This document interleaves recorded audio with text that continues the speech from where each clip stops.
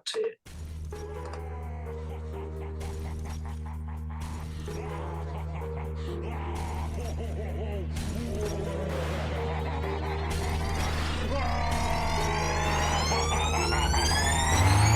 Yeah, we straight chillin', serial killing, pre-cold villains on the mic, got you reeling. 5-star rated from the floor to the ceiling. If you catch a 1-star, no time for feelings. Got a demon DJ on the ones and twos, by the name Elzebub, so don't get confused. So grab a seat by the fire, roast them all over two, and prepare to hear the legend of the straight chillin' crew. What up, nerds, and welcome to another stabby episode of Straight Chilling, the weekly horror movie review show where you chill and we kill, slice, dice, and chop up yet another horror movie. My name is Bob. I'll be your host for the evening. This is episode 413, recorded Monday, March 6th, 2023. Tonight, we're talking about the winner of the March poll, which is Scream 4, or 4 Cream, if you will. Before I get into it, let me introduce everyone else on the show. First up, calling in from Washington, D.C., we got your boy Randeezy. What's up? Good afternoon, boys and girls, and welcome to Clown Town, USA. How do, my boy? How do? Washington, D.C. is now known as Clown Town, USA, which is That's right. This podcast is also called Clown Town, USA, and SoCo. Heard. For the following reason. That's a segue. And last but not least, calling in from South Korea, we got your boy Soju. What's up, man? Oh, what up? It's your boy. Your lemon squares taste like ass stains. Ass stains are not the flavor you desire. No, they're not. I hope that our esteemed Slack representative of the candle world, Anna, will make a flavor of candle called ass stains. Well, no, she needs to like make a ass lemon stains. square. Yeah, exactly. That needs to be a candle. It smells straight like chilling, sweaty ass. straight chilling It's a exclusives. beautiful blend of lemon and fart musk. Sensual. That right behind Succulent. the leg smell. Behind the leg. Behind, that's a very somebody's got a problem, I think. That's not where the most smelly things should be coming from.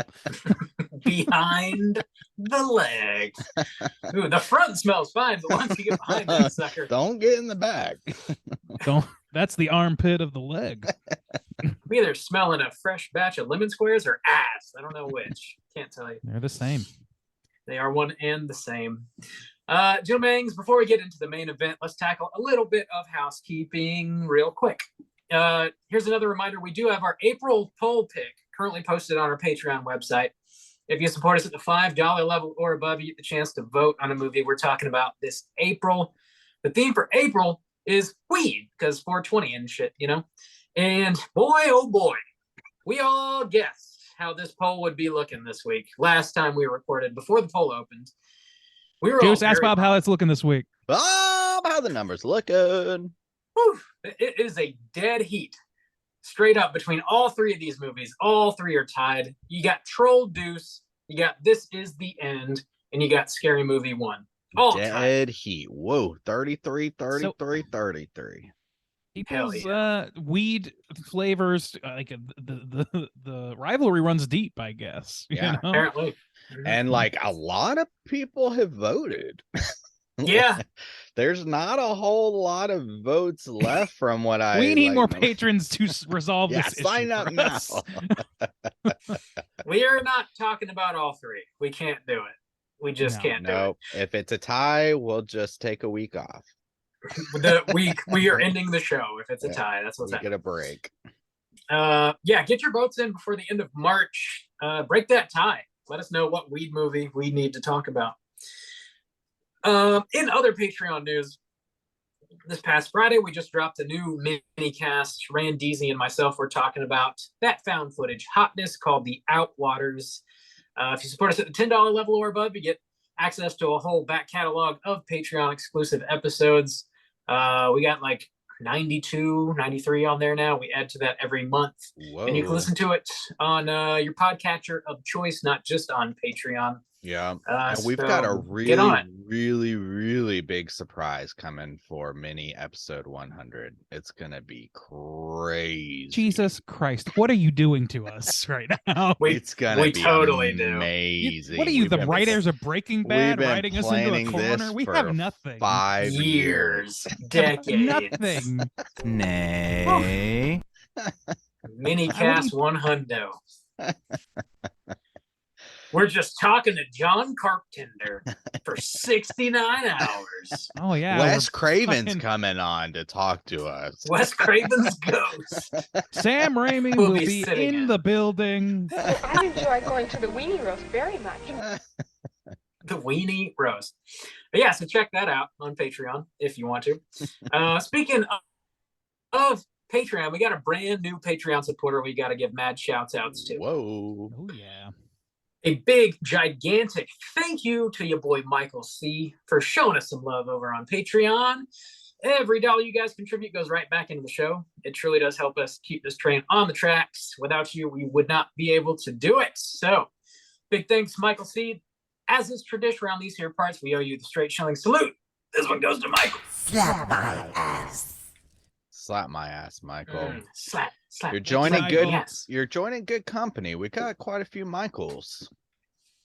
Can you jam with the console cowboys in cyberspace? Can Yeah. you, Michael? You ready to roll? What? Get hard Michael. with us, buddy. Let's Uh, deal some drugs. Get Yeah. hard with us, buddy. I just said unironically.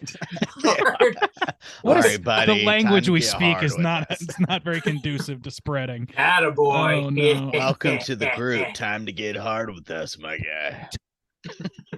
You're not Let's cool get as unless you're weird as hard possible with us. our new patrons. Tell them to slap our That's what they're ass. Tell them to paying get for. hard with us. They It's know what just- they're paying for. They- Oh shit. That's what's going on over on Patreon. Juice, you got some stuff. What's going on? Well, we got like a little Scream marathon going on here. We got 4 Cream today. We got 6 Cream next week. Spoiler. I just wanted to take the opportunity to mention that we have some extra Scream content as well on the youtube.com/straight chilling podcast. Bob, you made a tiki drink inspired by Scream last year when 5 Cream came out. Do you remember what that was called? Screaming and creaming, baby. Screaming and Creamin'. That was your first tiki cocktail, so you can check Yeah. that out on YouTube. Me and Bob also did like a countdown of the franchise, kind of ranking the movies, especially like after 5 Cream came out. We are kind of like seeing how it held up against the rest of the series, and might do a little update on that once 6 Cream comes out. But yeah, I just wanted to mention, have like a little Scream, a stabathon, a little straight chilling stabathon here. Nice. Yeah, we currently have reviews of the original Scream up. You can listen to that anywhere you get your podcast, and also Mhm. 5 Cream. Those are the only 2 we've done so far. So Yeah. slam those into your ear holes. We got Scream shit everywhere. Screaming and shit All right. everywhere. Yeah, house is Yep. clean. I House believe. clean. All right. Squeaky. Oh no! Wait. No, why? I forgot. Why God. would you do There is that? one. Oh, There's God. one very important thing that we do need to announce. Mm, We're going to be reopening the You Um. Pick the Flick tier. If you are listening and would like to pick a movie for us to review, this is the only way you can do so. mhm. We open this up quarterly. There's only 5 spots per quarter. They tend to go very, very quickly. Mhm. And we're going to open this tier up on Sunday, March 19th. Okay. At an undisclosed time of day. So you got a couple weeks. Mark a your week and a half calendars. to prepare yourself to train up, Train. Do the training. Get that Do it. clicker finger in shape. Yeah. Sunday, March 19th, undisclosed time of day. You're just going to have to check on our Patreon website, refresh it. If that tier pops up, grab you a spot. Start shooting me those DMs, how bad do you want it? How what- badly do you want it? Also, a reminder, there's only 2 U picks per person per calendar year, which Mhm. I don't think we said that in a while. Yeah. That is something we started doing to try and make it a little easier for people to get in there and grab a spot because they are so limited. One thing we haven't seen yet, I'm curious if this will ever develop, is if like there's some kind of strategic, like when you try to claim it, like, oh, I want it for spooky season, so Yeah. I'll try to skip the spring to try to get it, but then it's a little risky, no It's risky, guarantees yeah. here. What are you gonna do? What are you What are you going gonna to do? Maybe you want to pick a special Christmas movie. You gotta wait till the end of the year. You don't, No, they- I mean, The thing is, no, they don't. They Well, Yeah, make you us could do just it right make now. us talk about it in July if you that would wanted to. suck, but yeah, I guess you could. That'd be weird, yeah. That would so yeah. completely throw Justin off his game. Very seasonal I boy. refuse. Mark your calendars. Sunday, March 19th. You Pick the Flick opens once again. Now I think our houses are clean. Okay. His house is clean. Bingo. All right, let's get in the main event. We're talking about Floor Cream, and we're kicking it off with the back of the box. What's on the back of the box?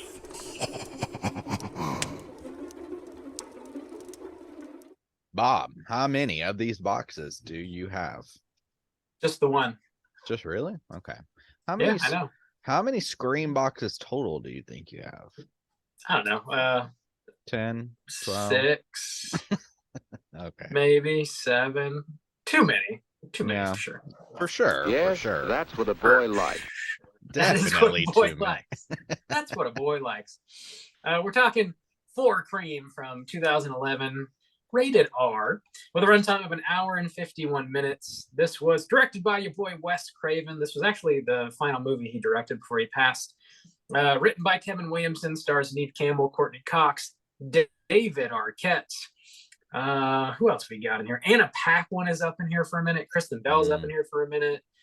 Allison Brie is in the movie. Hayden Panettiere. Panettiere is in it. Emma Roberts is in it. It's a hell of a cast, honestly. Plot synopsis brought to you by IMDb is as follows. 10 years have passed, and Sidney Prescott, who has put herself back together, thanks in part to her writing, is visited by the Ghostface Killer. That's terrible. That's a terrible synopsis. Joe Megs, have you seen this movie before? And would you recommend people check it out? Ray and Deezy, kick us off. Yes, as I'm sure we all have. We have all seen this film. And yeah, I would recommend it, certainly if you're a Scream fan. For my money, there are definitely worse entries into this franchise. And honestly, like, I think that my affinity for it has grown over time. I don't know that I was quite so I wasn't like blown away by it the first time, but I've slowly crept up, and I think it's pretty recommendable on its own merits. So yeah, recommended for me.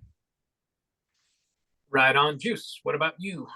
Yeah, I would highly recommend this. I have enjoyed this one since its release, but like kind of enjoyed it more and more over the years.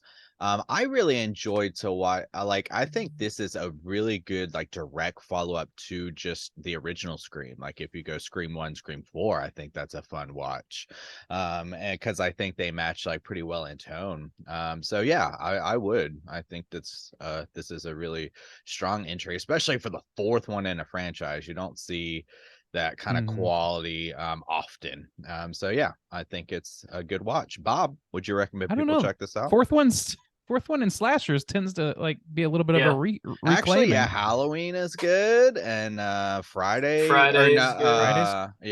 Friday the 13th. Final chapter. Yeah, and even Nightmare is Mara. Nightmare peaks at 3 for a while.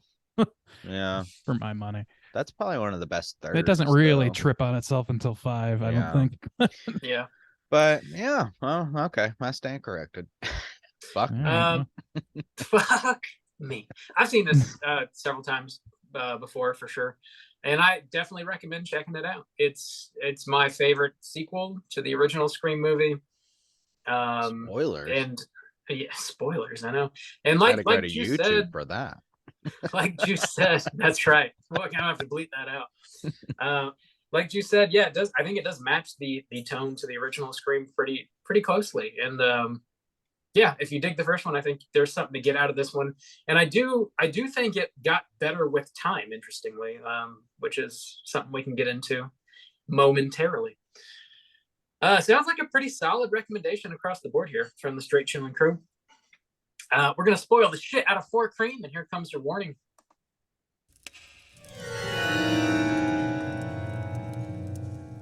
Spoiler warning.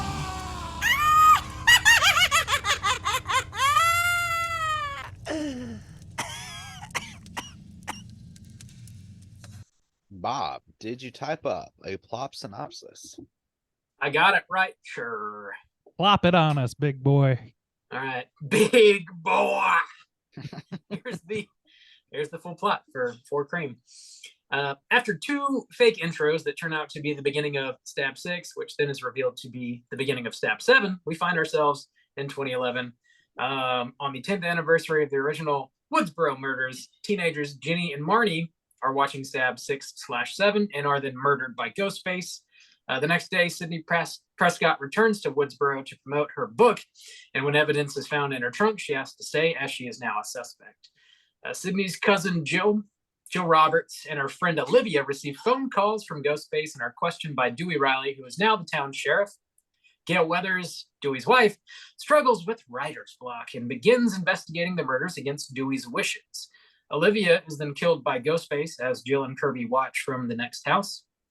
Sydney is confronted by Ghostface, who flees. When the cops arrive, back at the hospital, Sydney fires her insensitive publicist, who was then murdered in the parking garage and thrown off the top of it. Gail enlists the help of two high school film enthusiasts, Robbie and Charlie, who theorize the killer is following the rules of horror remakes. Gail and Sydney think the killer will strike next at the Stabathon, which is an annual party/movie marathon of all the Stab movies. Gail sneaks into the party and sets up several cameras. She gets attacked and stabbed in the shoulder before Ghostface escapes. The two police officers assigned to watch Jill's house are then killed. Ghostface kills Sydney's aunt Kate next.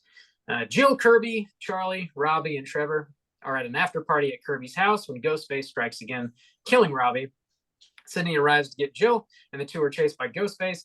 Kirby frees a bound and gagged Charlie, who immediately stabs her. Sydney is then confronted by Charlie and a second killer, who is revealed to be her cousin Jill. She admits to planning the whole thing out of jealousy from the fame Sydney achieved from surviving previous killing sprees. She planned to frame Trevor as Ghostface to achieve similar fame and claims she doesn't want friends, she wants fans. Jill then kills Trevor and betrays Charlie, stabbing him to death so she can be the sole survivor. She then stabs Sydney several times and mutilates herself for the cops to find. The cops arrive, take Sydney and Jill to the hospital. Jill then finds out Sydney hasn't died and heads to a room to finish her off. Jill tips her hand by revealing she knows where Gail was stabbed. Dewey, Gail, and Judy intervene, but Jill holds them all at gunpoint. Sydney then sneaks up behind Jill and incapacitates her with a defibrillator and then shoots her in the head, killing her. As the camera pans out, we hear reports on air claiming Jill is the sole survivor of the evening, giving her a little taste of that fame that she was hunting for. Roll them credits. Quite ironic. There we go. Wow. It's crazy. It's crazy to think like Scream has kind of gotten more potent over time. In the first one, they're commentating on horror movies in general, but by the time you get to the fourth one now, I can't believe that this is 12 years old at this point. But the stuff that the kind of thing that they're commenting on is kind of compressed over the past 11 12 years, like since this came out. And it's, I think, even more relevant now than it is agree today, which is wild. Well, it's like proven itself to be accurate, which not all of the Scream movies are all that accurate. Like the one thing that this movie does wrong is like gives bad nomenclature that didn't stick around. Like we say requel because of the sixth one, the Shriekquel, and the fifth one, Screamakes. The Screamake, But they also played that as a pretty good joke for the AV nerds, so I think it doesn't bother me really. Yeah. And the movie, like I seem to recall before watching this, it had been a while since I've seen this. I seem to recall that there was like for some reason like 5 intro sequences. I was like, man, it was just too much at the beginning. But there were Dude, not I thought as many that as I remembered. too. Even watching you? it this time, I was was like, oh, that's shorter than I prepared to remembered. go through this slog of like fake intros. And when it was only 3, I was like, oh, wait, It's what? much tighter than I gave it credit for in my memory bank. Me- so- yeah, and I feel like I just watched it last year before Scream 5, and I was thinking that exact same thing. I was like waiting for, I was like, oh man, we gotta go through all these intros, and then I the thought there third was one yeah. came, and I was like, so just the cameo mill. yeah. So I was surprised by that. It wasn't as bad as I thought it was. No, I think this is my second to the first one, my favorite intro of all the Scream movies. I think it's That's fantastic. fair. Mm. Like it's so much tighter than I thought. And the ending is what's interesting is that the ending is protracted, but it's done cleverly. Like as part of the commentary, there's like a 3 ending situation that happens. And I thought that was pretty fucking great. Like, it mirrors the beginning of the movie with having like 3 like ending sequences, like there's that the but party, also the it's after like, party, and the hospital are all like yeah, the ending party sequences. would have been the end of 1, and it was the after party was like sequel bait, and then the third thing, like it never ends when you expect it to. Like that at that time in particular, I feel like that was very prescient to point out, and it's still kind of happening where like you don't really have the rubric anymore. Yeah, I remember not like the same watching, rubric anymore. I remember watching this in the theater when it came out and having a good time with it, but thinking like the commentary of like social media and like wanting fans and fame and not really giving shit about friends, like plus the like headgear and like being able to stream everything live, like all of that was like a little far-fetched at the time, and I was like, man, I don't know, they're kind of reaching. I'm having trouble buying into it. And like, goddamn, was I wrong? That is just absolute fact. That is reality. Yeah. Like what they were saying was was fact. The headset was still a little ridiculous. That's super I goofy think and dated, but 4 years after this movie came out was Facebook Live rolled out, and then so everybody can just live stream fucking anything. So this was a little ahead of its time for sure, but like it was spot on, man. Like, I mean, there were people streaming before Facebook Live, but yeah, I see what you're saying. Like it was like hit that sort of like still sort of like the bedrock of social media at the time was still Facebook. So yeah, I can see what you're saying. But like but Google Glass never really happened, so I think that part of it is still kind of goofy. But it works well as a laughable thing for a silly nerdy character to do to have as a part of their character trait. It's and actually kind of it's good. So the commentary is still potent, and like I feel like actually maybe even more so, like I said before. But the interesting thing is not that I'm aware of, but this is played as like a very kind of goofy film. It matches the kind of goofy tone of the first one, maybe even more so. But the concept of like the killers making its own movie, and then considering that now in like the relevancy of people who can live stream and shit like that, that's kind of a terrifying concept of you know, as far as I know, I don't think we've seen anything like that in reality, to the extent of what this movie tries to play it out as. But like that would be we have. Oh, okay. Not to the extent this movie does that, in fairness, but I just immediately my brain just reconnected to the Elliot Rodgers thing. Do you remember that? I do not. Where his manifesto and shit was posted, like he videotaped himself. This is the guy who shot up. A sorority house, I want to say, something like that. No, okay. Kid of a rich film producer. Like, I don't know, man. There's a lot. Yeah, and maybe we're just kind of shielded from it. You know, it's not given the. But that was attention. 2014. Okay. So this predates that by 3 years. Yeah. The idea of streaming yourself doing illicit things, I think, has always been like dark webbed to some extent, for at least for the majority of my internet using years. But I guess kind of what my mind goes that was to the first is time like it was like Henry, on Facebook, Henry on portrait of a serial killer type thing, you know, where it's like, but I hope it doesn't happen. I'm just saying, like, the concept of that, considering that could easily be done these days, is scary. Well, and also like they're talking within the commentary, it's still great because it's really good because it's, you know, they're making the movie this time, which is everybody is making their own film. We're making something right now. Everybody has output that they put, what they call content that they put on the web on some Content. level. And it's like, so they're making movies, they're making audio, they're making whatever, and then they're putting it out there. And a lot of times with the cameras and the resources that are now available to the just consumer goods, like, you can make a pretty convincing movie if you have the technical prowess to do so with pretty minimal investment money wise. Yeah, for sure. Yeah. I also think this, like, the commentary of 4 Cream and 5 Cream are not identical, but very close. Like they talk about like remakes or like legacy sequels, which is something that's a term that didn't exist when this movie came out, but now does. Essentially, they're the same thing though. And like, I feel like the commentary in 4 Cream didn't land at the time because we didn't have, like, you know, the new Star Wars movies coming out and shit. Like, we, you know, and everything else is doing the exact same. Halloween, you know, 2018, all these things.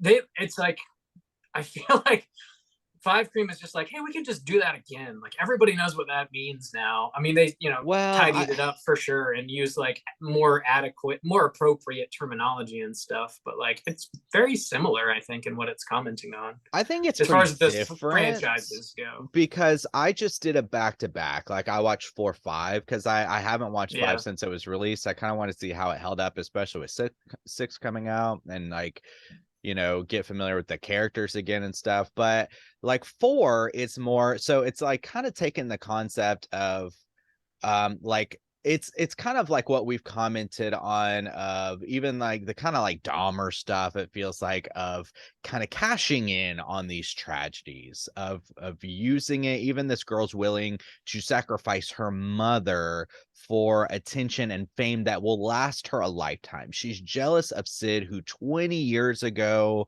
on one night had to face her killer boyfriend and everything, and has since like got this fame from it. She we start off with Sydney showing up, you know, to the town selling books and doing a book signing and stuff like that, whereas 5 is more, I mean, I don't want to do like spoilers, but it's kind of like a chicken or the egg type thing, where it's commenting on this endless cycle of we consume violence, which inspires us to make movies, which then we get bored of, and then like kind of cycle back around to inspiring the violence ourselves. I think they're pretty different but potent in their own rights. Like, I mean, I think they have a lot of similarities. I mean, they use a lot of, I mean, they point out like this is what happens in a requel or a shriekwell or whatever they call it. Like, in both movies, there's a very clear scene where they do that.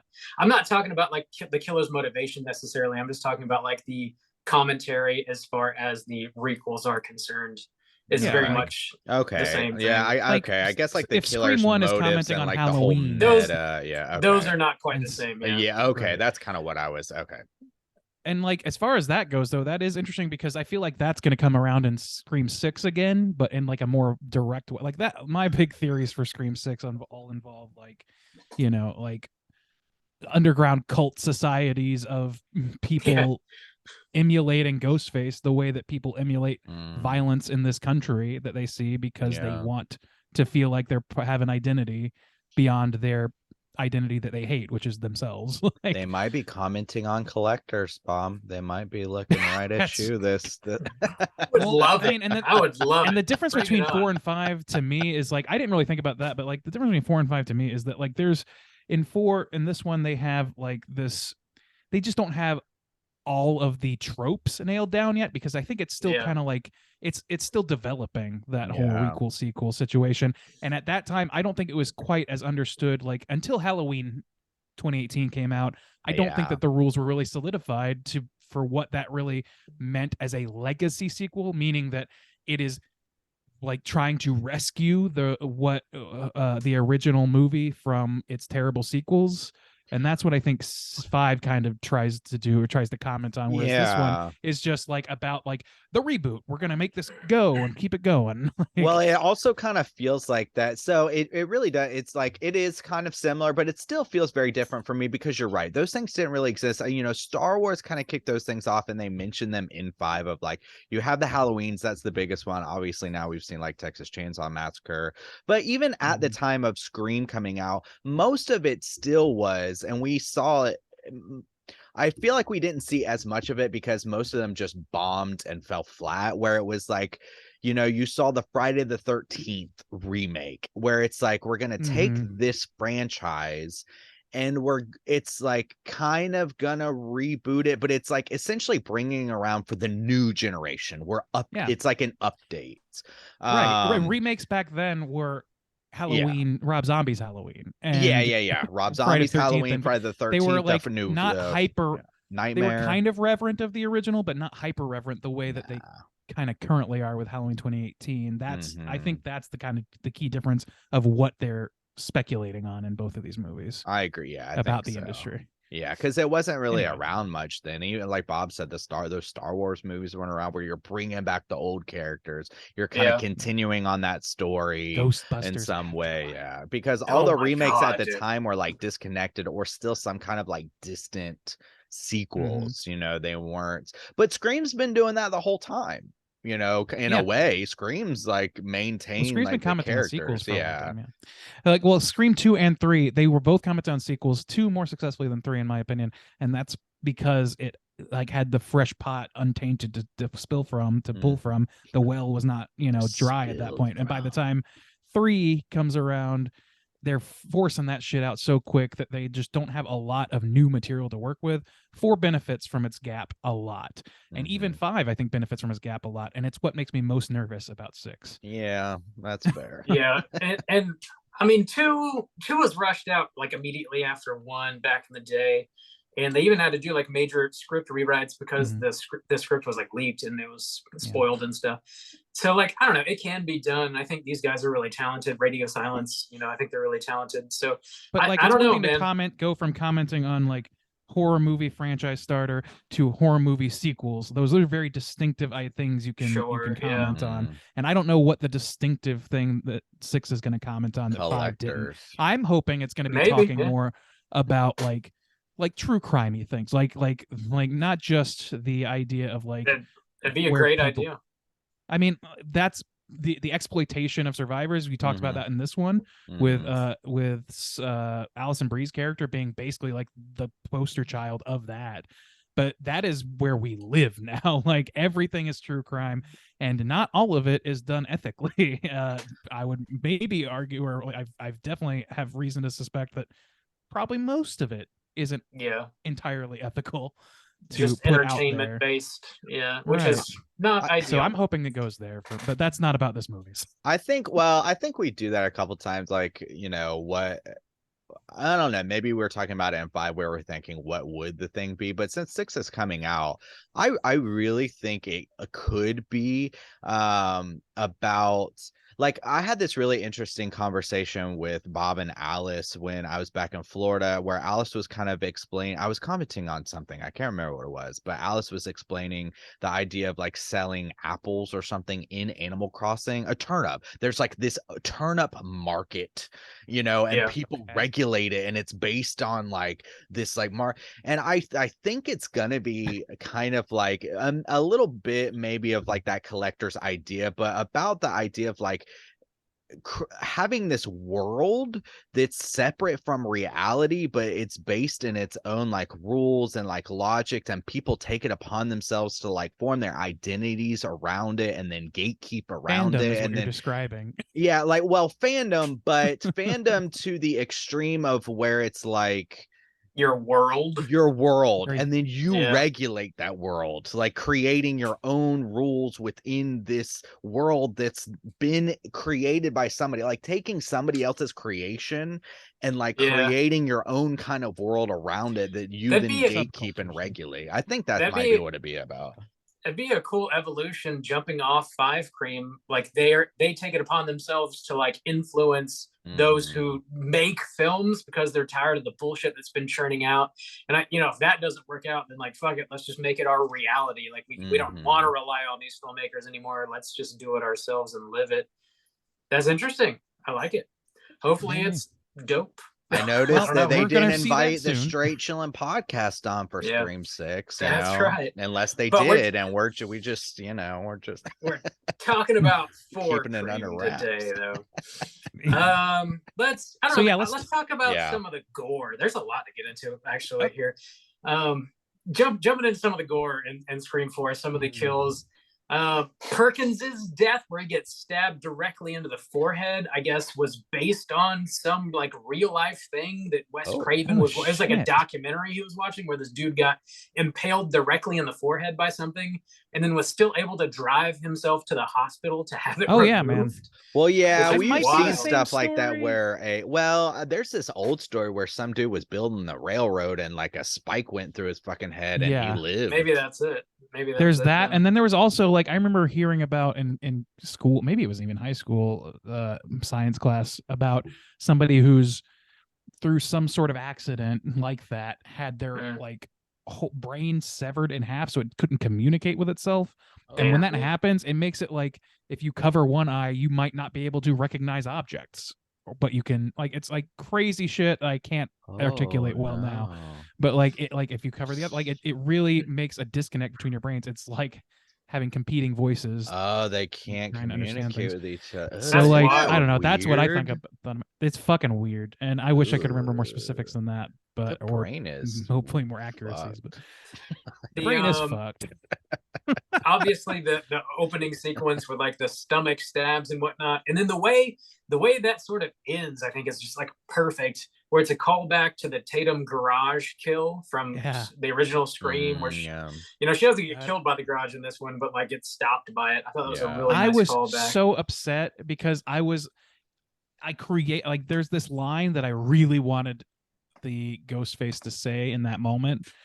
And I, for some reason, was like, yeah, I think he says that. I think he does, because I see this thing happening where the garage door goes down on her, and then naturally, because it's a garage door and it's designed to do this, goes back up again. And it doesn't actually kill her. And I thought for sure he was going to flip her over and right before stabbing her say, they just don't make them like they used to, or something like that. Oh, damn. Would have been fucking great. That would have been really funny. Damn. See radio, silence, whatever. Call us. Listen to us. They didn't make this movie, but still. Well, listen to us. The Olivia kill scene where she gets like slashed in her bedroom.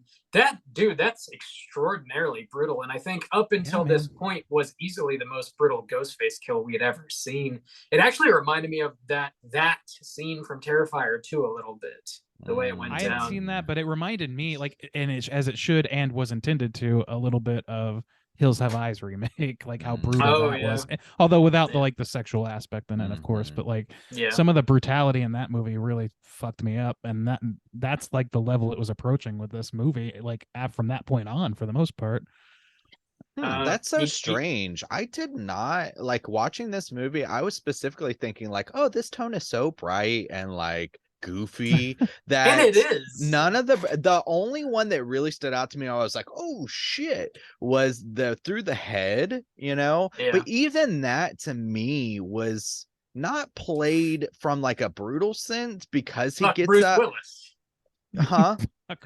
Bruce Willis line at the end too. Yeah, like really, it's like pretty like kind of goofy, and even so you could take that exact same scene, you could take that line out, and like just from like a shooting standpoint, or where like that could be really fucked and tragic without changing anything. But the way it's kind of shot and the tone of this movie, nothing really feels particularly heavy to me. And so even though technically I guess it's kind of brutal, but I didn't feel that Olivia kill as like so brutal, I guess. Really? I don't know. Yeah. It hit me pretty hard. Well, I mean, Really? not so much now that I've seen it like 10 times, but I remember watching it in the theater thinking like, holy fucking shit. Like we've never seen Ghostface go quite this hard. It was really impactful at the time. What was the headset guy's name? Robbie. Robbie. Oh yeah. So Robbie, like he gets fucked up hard. Like it's not. It's mostly like you don't see a lot of viscera, but it's just like drenched in blood from like all the play. Like it worked really well, and like, there was at least one kill, and I think it was the Olivia kill. Like I'm blanking on it now. That I was like noticing how like fucking legitimate the intestinal tract being pulled out looked. It was very gruesome. There's So yeah. I thought the gruesomeness was great in this. I think so too. Towards the end of the movie, the boyfriend Trevor gets shot in the dick and before he's killed. And then whenever Jill like stabs the shit out of Charlie, like directly in the heart and kills him, and then proceeds to beat the ever loving shit out of herself.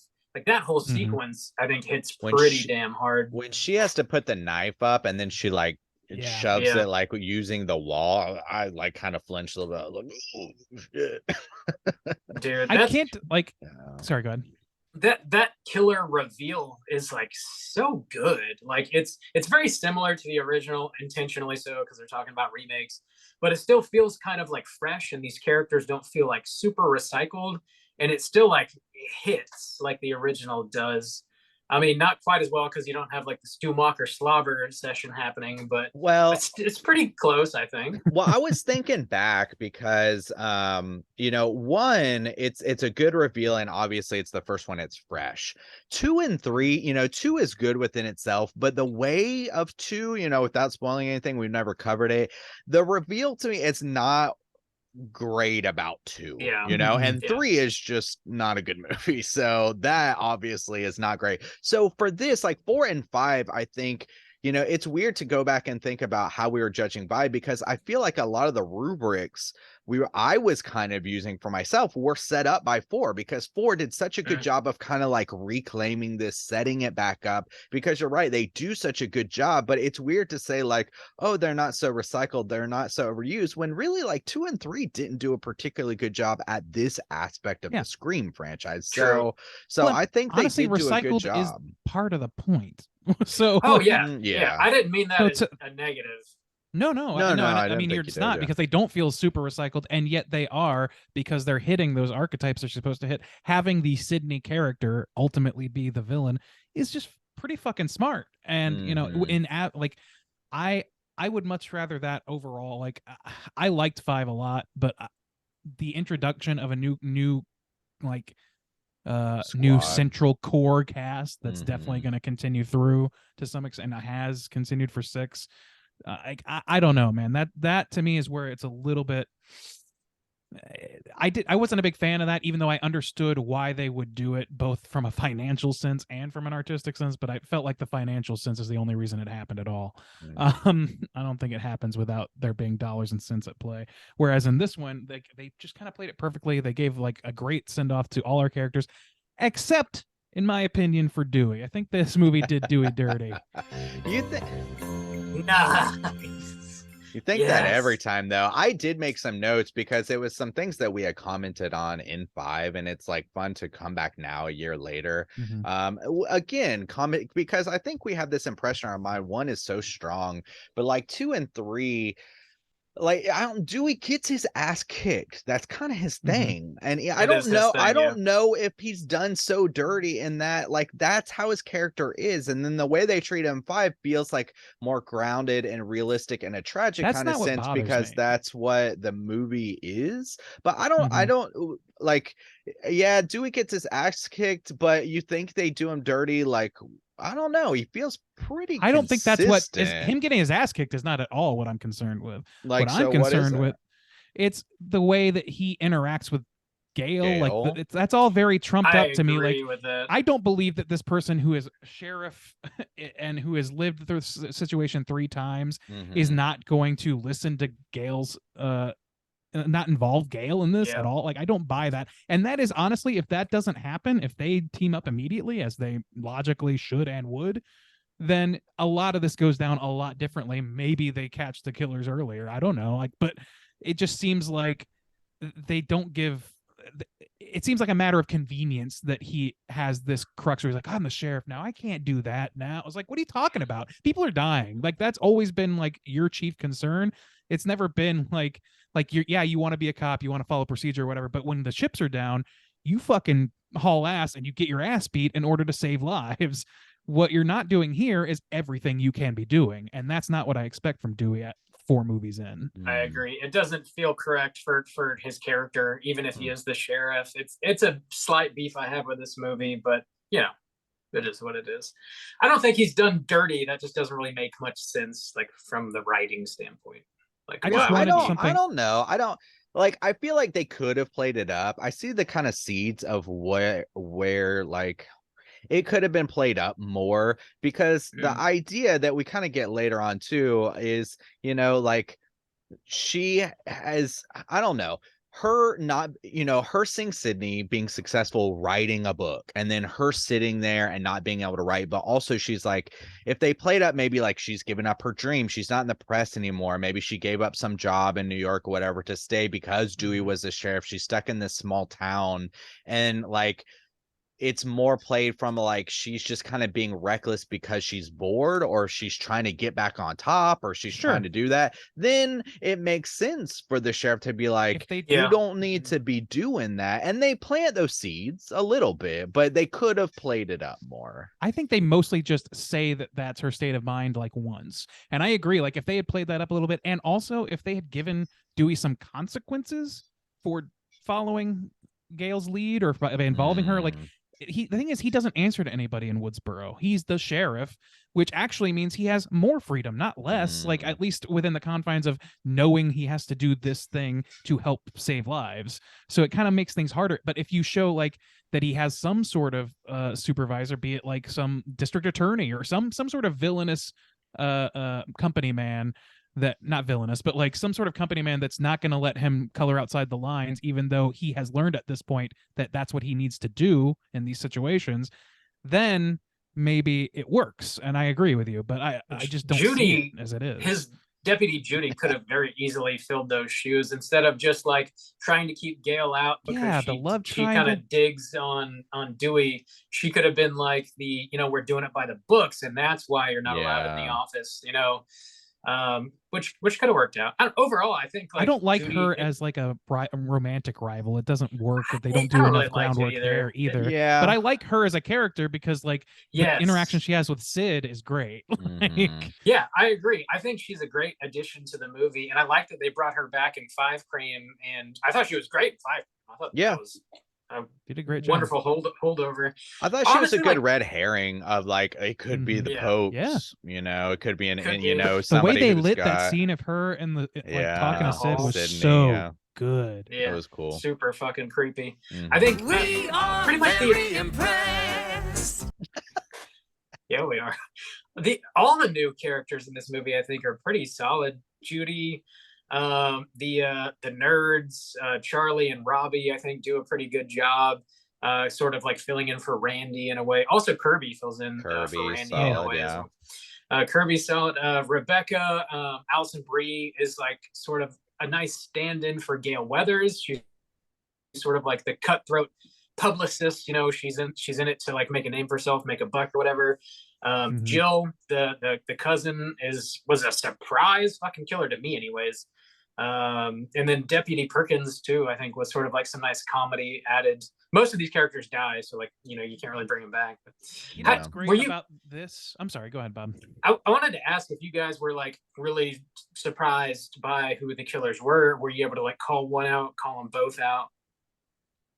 No, I don't remember the first time I saw it. Yeah, probably not. I definitely I'm pretty bad. Maybe Charlie. The good thing, or like the interesting thing about Charlie is, you know, we had this discussion on the Culkin. The Slack recently. Is the Culkin, to me, the Culkin look, especially as adults, is like kind of creepy. They got these kind of like sunken in eyes and very like sharp features, and like pale features, so like their eyebrows don't come out very prominent, so they just look a little creepy to me. Throw up. Good, like all good actors. I'm not knocking them, but like just their general kind of look are creepy. And in this, you know, he's kind of like the outsider. I don't really buy the like Kirby interest in him, honestly, because but I think it's cool that somebody who's like kind of a creeper ends up being the killer. I think that, well, see, I don't like necessarily clock him the same way that you do, but I Mhm. agree as far as the Hayden Panettiere, that character, like, it's not that, you know, they couldn't work together, it's that they don't lay any groundwork for that either. And I understand that a lot of these problems really come down to like things that you could do if your movie was 3 hours long and not trying to be a tight like 90 whatever, at 2 hour whatever it is. It's not, it's under 2 hours, right? It's like 140 something like that. 151. 151. So yeah, like they're keeping it tighter, which is appreciated on its own end. So I kind of can't be too hard on it for this, but I feel like if you're gonna try and play this thing where he's like, oh, all these years and now you notice me, and I'm like, I don't care about this. I don't buy that. We don't. I didn't even know that like they made 2 mentions of him pining after her, but the other kid, Robbie, like they're just talking about girls like objects the whole time, and I thought that was the thing. I didn't really take them as seriously pining after one girl and that being like an emotional crux for anybody. And for her to, the way that she kind of slowly sidles into him or whatever, I thought it just rang a little hollow. I didn't really buy it. I think maybe that was part of the point because she was also a red herring, but I don't think it worked really perfectly in either direction. Yeah. Yeah, I don't know. I agree. I think this movie sort of like hits the threefold that like is required to make a good Scream movie, which is it's so fucking difficult to do. Like it has to work as a slasher movie on its own first and foremost. Mm-hmm. Second to that, it has to be able to like commentary on slashers or like horror franchises, like tropes and shit. And then finally, it has to be able to like work in some sort of like social commentary, something that like isn't necessarily like held down to the fiction that is these like franchises, but like something that's happening in real life. And I think most of these movies are able to do that, which is phenomenal because like it's how hard is it to do any one of those things, but to do all three. Yeah. And I think this movie nails all three, honestly, and it's entertaining at the same time.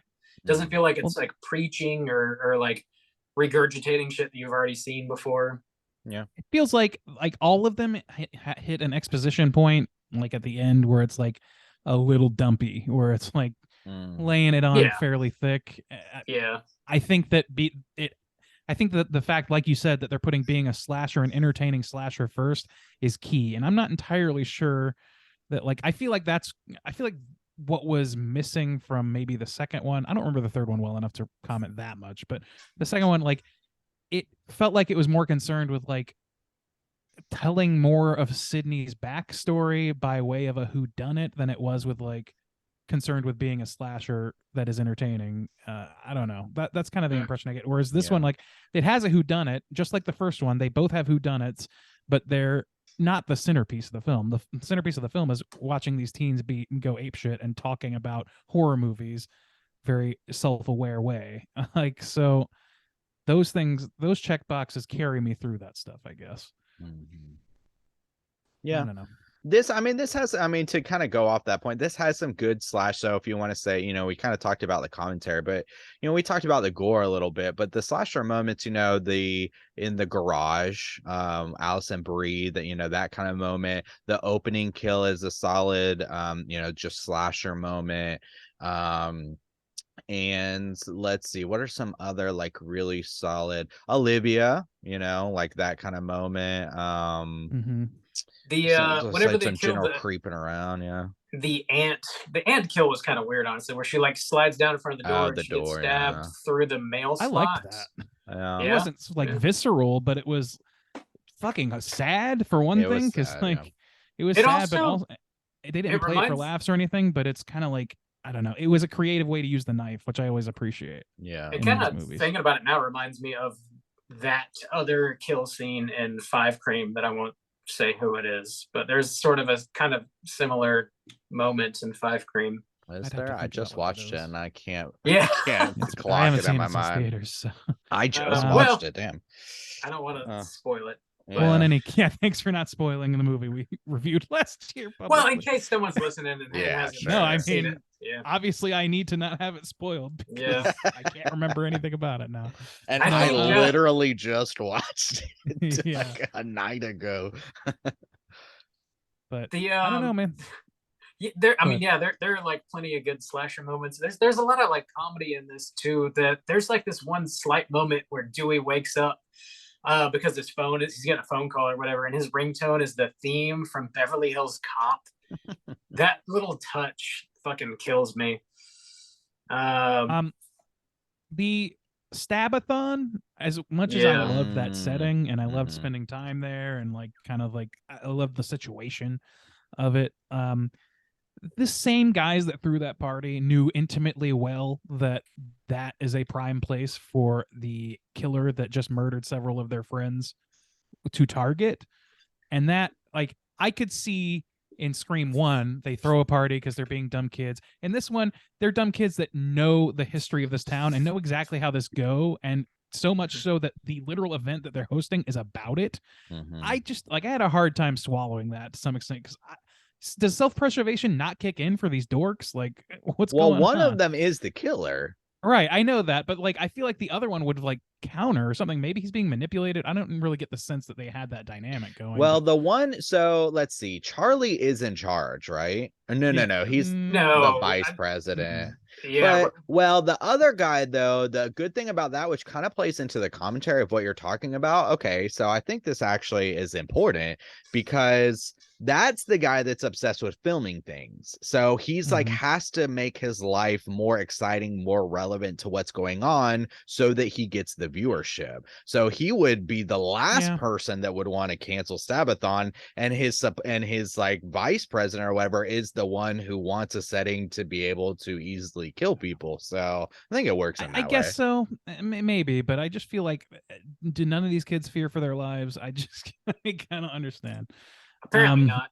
But there's I In I the mean, first there's one, always you a could say big it was an isolated party. incident, but not in this one. Like Yeah, we're 4 I mean- movies deep. yeah. I mean, and that's what this franchise does, though. It kind of like repeats these tropes, Yeah. and you know, but yeah, to your point though, I think he refers to the party or whatever as like my film, my marathon. Nobody cancels my marathon or Yeah, something. He yeah. says something like that. So like, there's this sense of hubris for sure, which I guess makes Yeah, I sense as guess to why so. he would want to It just just- go through with it. I guess it just rings weird to me because I would never like tempt fate for a fucking movie marathon. Well, they also too like they say, it's super exclusive and we're only inviting like you only get this like email invite or whatever. So in that Yeah. way, you're kind of like it would be like if we thought there was a killer in Jacksonville, but we invited all of our friends to hang out. It's like nobody's particularly thinking that one of our friends is the killer. I mean, Well, you that's are the if- way. You are if you're it's at a always your movie marathon friend. based on the town that you're in, Well, where the whole thing is your friend murdered all of these people. yeah. Like the whole thing is a whodunit. All the movies that they're watching are about who in my friend group is a killer. Like Yeah. so. Yeah, it's always someone you know. You're dating some new person, they're gonna fucking murder your friends for sure. Yeah. Alice. go. Don't bring him to the Stabathon. Don't tell him where it's at. Oh What- man. One of the negatives I do have for this movie is there's a slight like I don't know exactly what it is, but it's like maybe some sort of lens they're using or some sort of filter they put on the lens, or maybe it's done like after in post or what. But there's like a sort of like light gauzy look to it. Do you guys notice that? It's like almost like a soft focus to the film. If anything, I I would didn't- say this movie is a little grainier than it has been in the past. What? Like, I would say, Wow. like, I mean, not necessarily like it's not film grain though. It's like Yeah. color. It's like color correction not even artifact. It just feels sort of like- bright. I thought it feels felt like kinda bright. desaturated, maybe is what Oh, it is by really? comparison to the earlier movies. Certainly from 2 and 3, where they brighten things up substantially. But 2 and 3 like have a lot of like visual similarities to fucking Scary Movie, which is not great because that's a comedy. Well, it's hard too because I first one watched is still 4 and brighter, 5 so- back together, and 5 is very dark, very grainy, very like Yeah. everything is That one played, definitely like, goes full bore. Yeah. So compared, like watching this one, I was like, "Oh, this is super bright." And, like, Maybe it's yeah. a matter of increments then. But Yeah. like that's how it struck me after Hmm. like I watched a few clips from like the first 3 movies the other day Mm. and before watching this one, and it's like it just struck me as a little bit more subdued. And I think that's kind of like with the trend even of that time of like you look at Friday the 13th remake, you look at Nightmare on Elm Street remake. Those are Mhm. both like substantially desaturated or darker in general compared to their source material, even though like the darks aren't just like pure black shadows, they're like just like slightly, I don't know, it's tough to describe, but there's a little bit more like darkness and desaturation going on is what the impression I got. And I guess 5, you're probably right, doubles down on that because that only got more intensified once Halloween 2018 hit. So Yeah. Hello, darkness, my old bish. I think another like weird thing, like something that I think this movie could have done was like dove deeper into the rules of like what a shriekwell or whatever they call it is, and like it touches on some of them.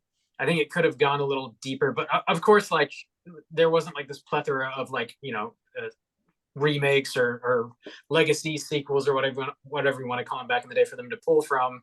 It was still like coming to, but like one of the rules they throw out is like the only way to survive a slasher movie is if you're gay, and I never like really understood where that came from. I don't either really understand that. Yeah, I don't know. I'm not sure what what movie are they pulling from in that? I have no idea. I'm sure there's an example of that, but it's probably like an example. At least I agree. It's not a trope. It's like not something that's been consistent it's so for a weird. decade. It's almost, I feel like they just did that for the joke of Robbie's like trying to save himself by saying I'm gay if it helps. And dies anyway. Yeah. I really don't know where that's coming from. But yeah, this is the less kind of like movie. I mean, because really, I see it more as like well, it's hard now because looking at it now, it feels like more of a social commentary more than a film commentary. Because you're right, like compared to other Screams, at least like 1 and 5, it feels like less concerned with like movies. And it's more just about like social status and between Robbie and the cousin, what's her name?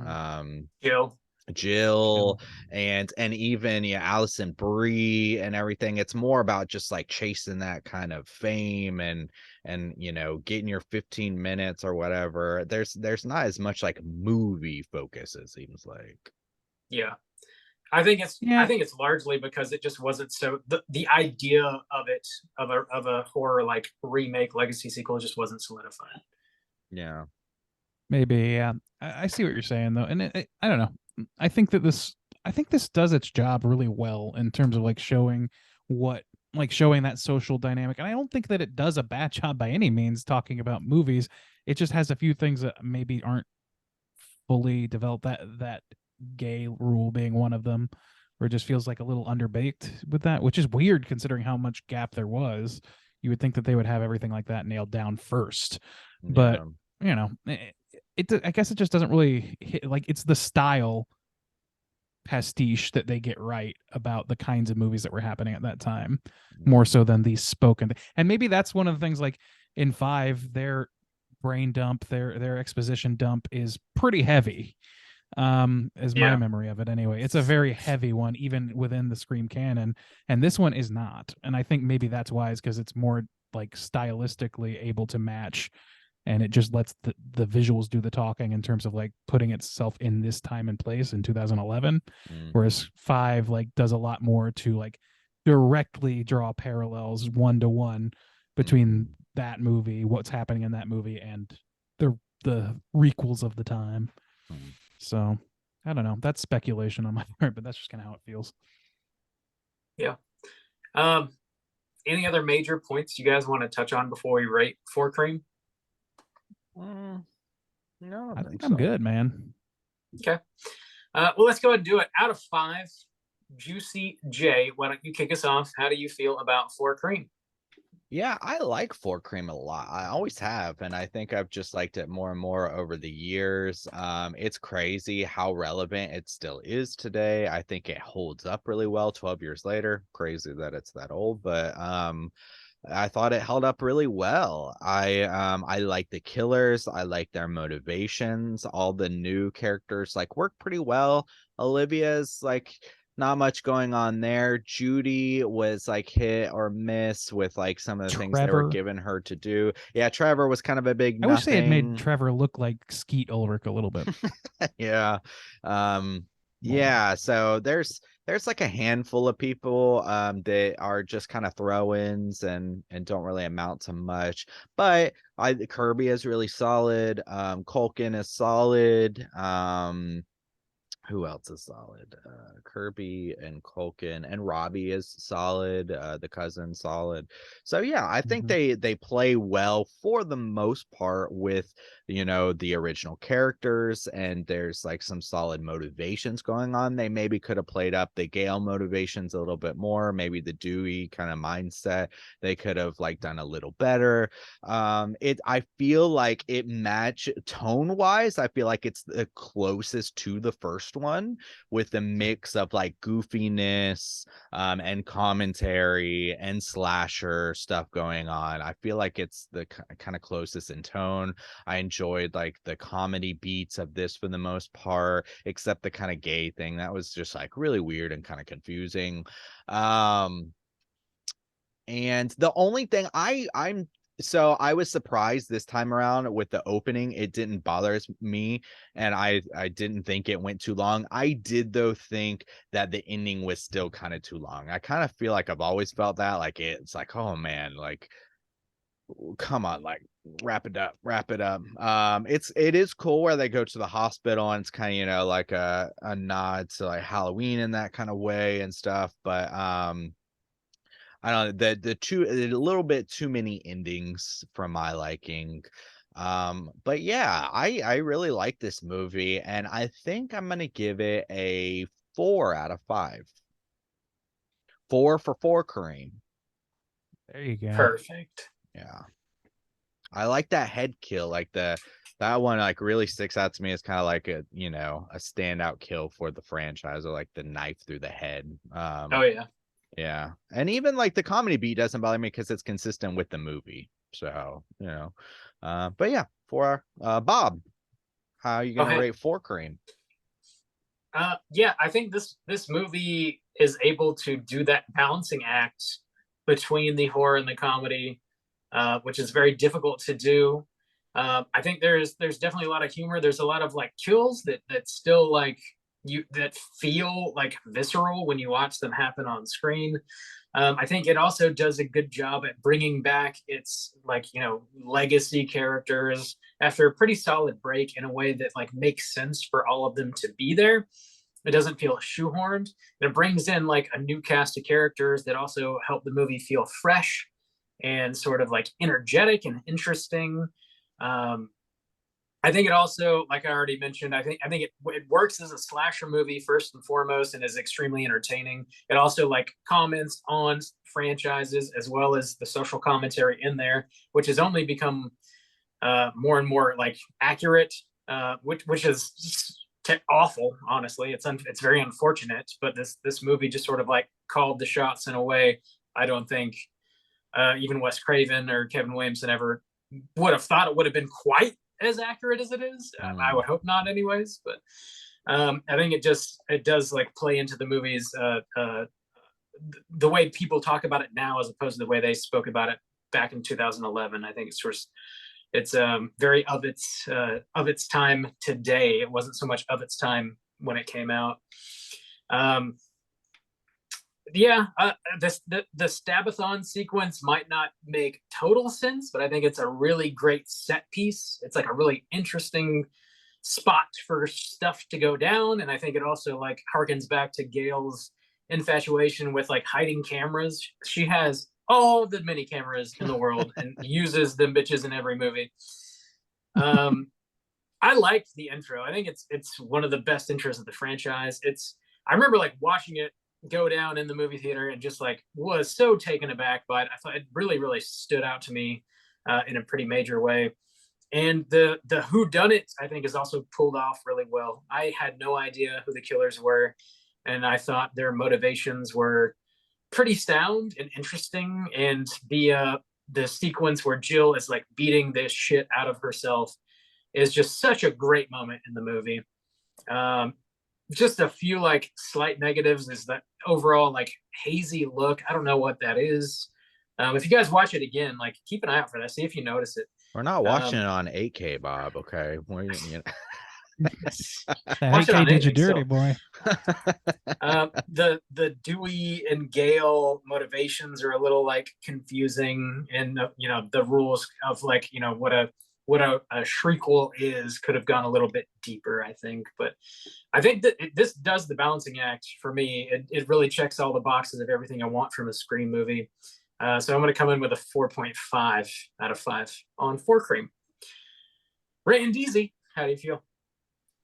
Yeah, so I just was looking back at scores from other Scream films, and I was not on the original Scream review. Oh yeah, way we back did that with when. Danielle, I think.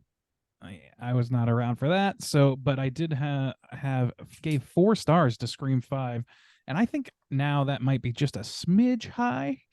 I think that Scream 4 is, in the course of this conversation, solidified itself as being the superior film for me.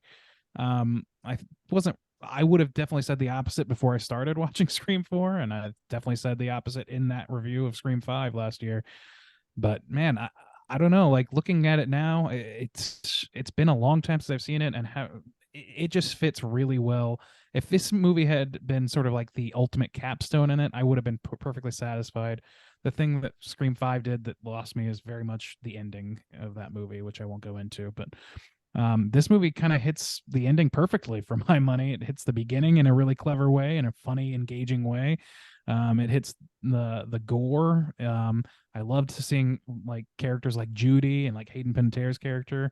I liked that they gave the look of the reboots, even if it came at the expense of some of the exposition about horror movie stuff. I'm not so put off by that.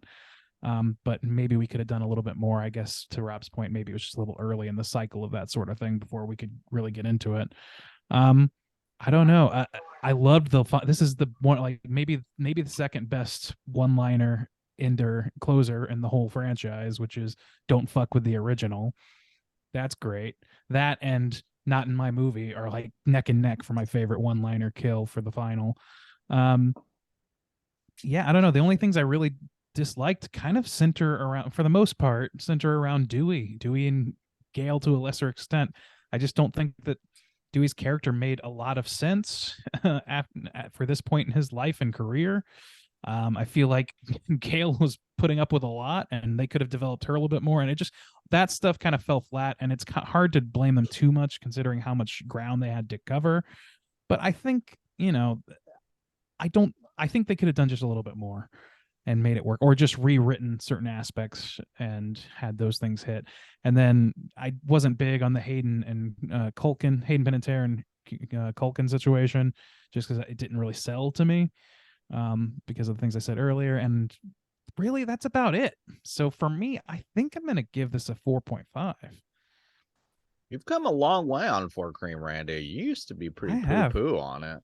I think that maybe I think Rob was so hype on it that maybe it turned me down on it a little bit. Rob can be a pretty strong stan. Yeah, man. Bob stands a lot. Yeah, that's true. I mean, we all do. No, it's me. Sometimes you just want to make a soju. spite score, Soju knows all about that, from what I understand. Yeah. As I recall, there was some discussions about what your score was for Scream 1. Yeah. The thorny some real soju, back and forth. Definitely a 5-star movie. We have all said as much for the original Cream. I've said nothing. Well, with Randeezy's 4.5 there, that's going to put our aggregate at a 4.3 for 4 Cream, which is definitely higher than I anticipated. That's pretty good. Yeah, man. Let's roll on over into our Rotten Tomatoes segment, see what the critics and users think about 4 Cream. Certified.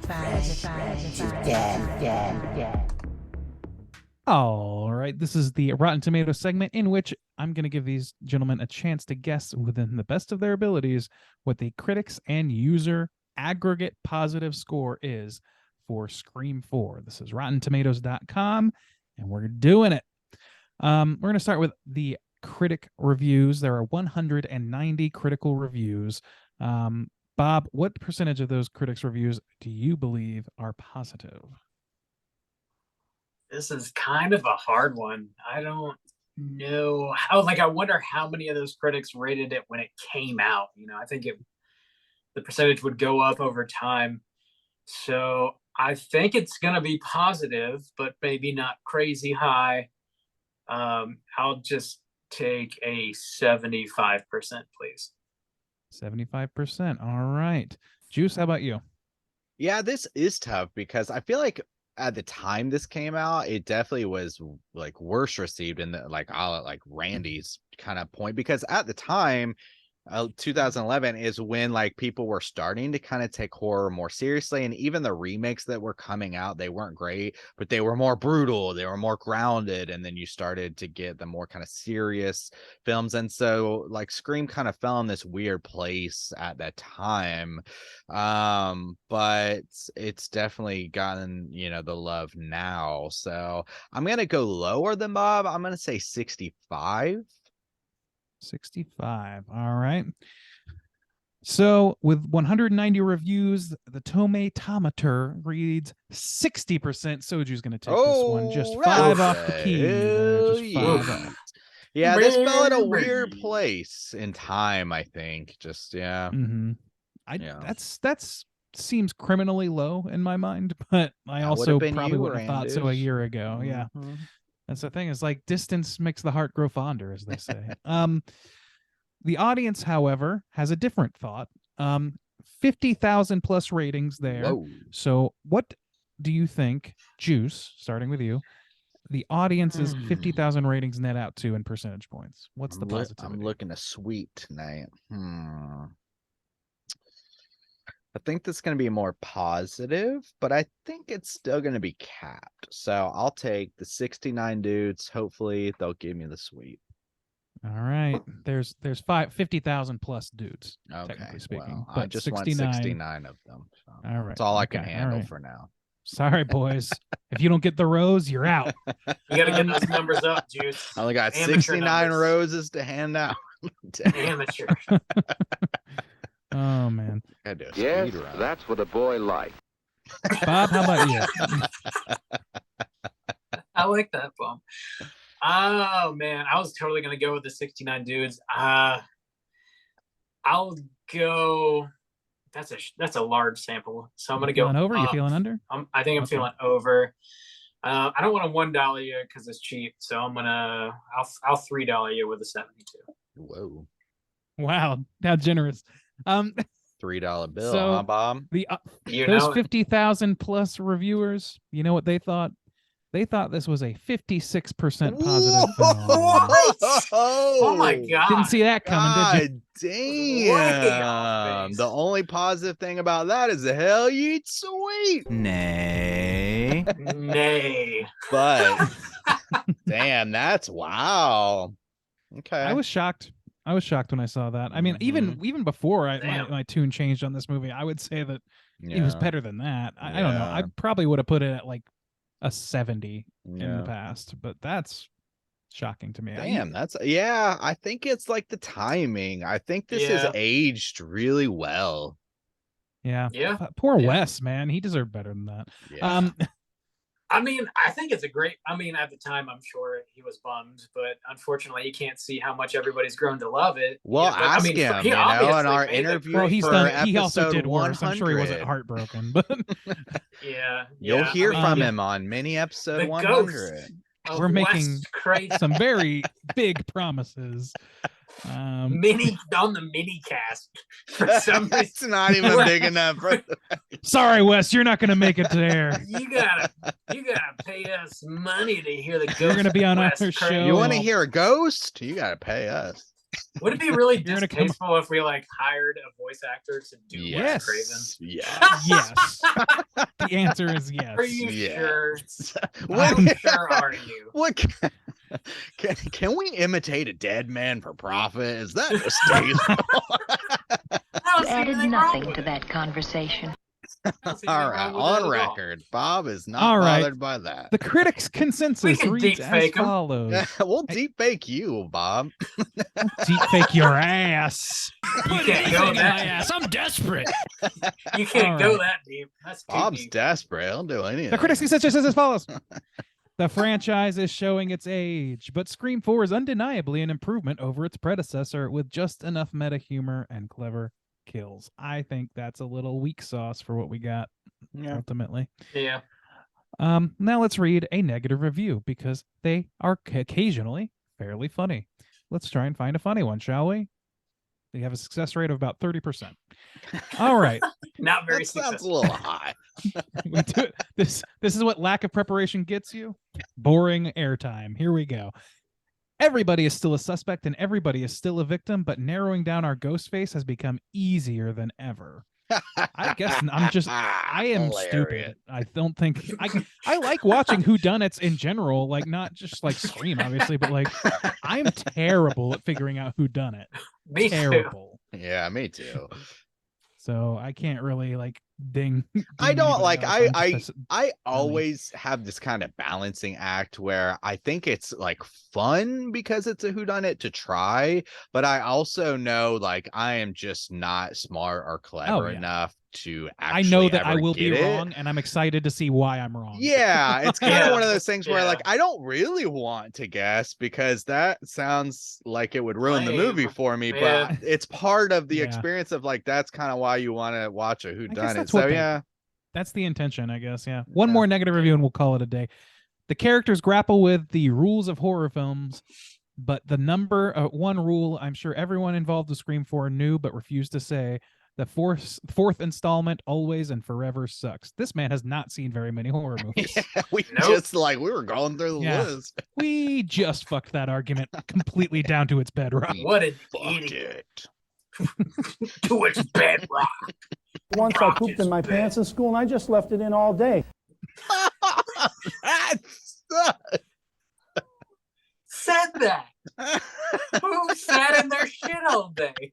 I don't know. Oh my Must have been God. somebody tampering with our Zoom call. What's worse, sitting in doo-doo draws all day or sitting in coming draws all day? Dude, Doo-doo draws. Fuck, Mary, Doo-doo kill. draws. Doo-doo draws, pee-pee draws, shit. It- or, I mean, at tummy least you draws. had some sexy time beforehand, and you don't have to smell. Yeah. I mean, shit not all day. necessarily. Well, Sometimes you can get all three if you play your cards right. dude, cummy draws all day. All day. Okay. That's a Bob's good bump. marrying cummy draws. You heard That's it a here good first. bump to add. Who's picking doo-doo draws? Nobody. This is not just me. Nobody. She is a super duper pooper. Let's move on. All right. Randy got some retro bumps kicking. Oh yeah, we're talking trivia. Let's talk trivia. Okay. It's totally time for trivia. I Oh, like man. dropping the poop bumps right before Bob has to take the reins back. Because there's going to be like a full 5 minutes of Rob cackling Oh, in the shit. background. I definitely forgot that I had to do stuff. That's for sure. Oh man. All right. Yeah, there's a fuckload of trivia on this movie. In the deleted scenes, Dewey explains to Gail that Neil Prescott, Sydney's father, has passed away since appearing in Scream 3. So that's why he just sort of like vanishes. That's not in the movie, but like that's why he's not in this movie. Which is, I guess, slightly important to know. You're not going to see him I don't again. know. I just Yeah, assumed yeah. he was out living his life somewhere and not Yeah. That too. necessarily in the same town his wife and daughter were murdered and attacked. I don't know. That's That not too. important. Screenwriter Kevin Williamson again had some clashes with the Weinsteins, which resulted in them hiring Aaron Kruger for rewrites. Kruger penned Scream 3. It's the only Scream movie that Kevin Williamson did not have anything to do with writing. Some of the differences, I think, were probably beneficial, to be honest. I'm definitely like, team Kevin Williamson, generally speaking. But the movie was originally supposed to end with a cliffhanger, which would have really sucked because it waited however like 10 years or however long to make another movie. But it was supposed to end with both Jill and Sydney laying in the kitchen. The ambulances pull up, they go inside, and they say like, hey, we found a survivor. And they load him up and, take him to the hospital. And that's basically the end of the movie. And then apparently the movie that was supposed to come after this would have shown like Jill in college, healthy, living her life. And then Sydney would have suffered from some sort of amnesia and forgotten that her cousin was the killer. That's and then, terrible. I thought you were going to say she was in a coma or something and then woke up. That at least is serviceable. I wouldn't have liked it, but it would have been serviceable. I would have been like okay with like we found a survivor, not and even that it needs to be like followed up on. Just even that as an inning would be okay, but this inning's better. I think so too. I think it's definitely better. I definitely for sure. think so. It's better, but also like now that you say that, it makes sense to me because there were a couple of things in the like that hospital scene that were just a little bit seemed a little bit convenient or odd or whatever. Like the fucking Jill talking about their matching wounds. That's such a weird dot to connect. I don't know. Like that one is a little weird. Yeah. It's not. It's fine, but maybe a little blunt. Yeah. Yeah. So I mean, I'm not mad at the Kruger alterations here. How ironic is it that the script doctor's last name is actually Kruger? What are the chances? Also, wow. There's a gag reel. If you pick this up on Blu-ray, you can watch it. There's an ongoing Frank on set where I believe there was a prop master. I forget who it is exactly, who would dress up as Ghostface and would jump out at the actors like when he's not actually supposed to, just to act like legitimately terrify them, and they would film it for a laugh. There's like a super cut of that happening. Which is a fun little bonus. Yay, fun. Worth the $6. I love working with Rick. Such a fun guy. He's such a motherfucker. No red Prepare right to laugh hand your by guts Nick out Cage. through your asshole. Be prepared to be bedazzled. No red right hand in this movie, which is the only Scream movie with no red right hand. They could have done the Arctic Monkeys version. Dude, I wonder if they barely touched the Dewey's theme, actually. Yeah, the Dewey theme. Yeah, the Dewey. They relied on it.